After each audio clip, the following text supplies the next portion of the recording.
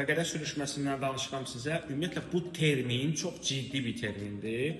Bizim insanlarımız bəzən səndə fəqərə sürüşməsi var deyə pasientləri deyirlər, yəni diqqətli olmaq lazımdır.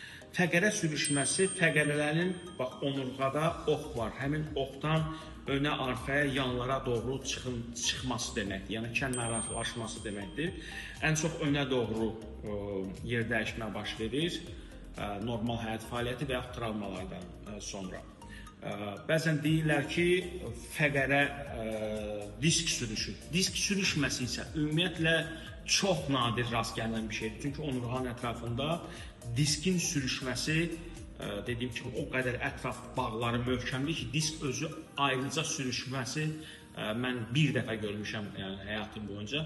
Bunlar çox vaxtı həmin o degenerativ proseslər olur, kompresiyalar olur, müəyyən mikroskopik yer dəyişmələr olur ki, insanlar o cür ifadə edirlər fikirlərini.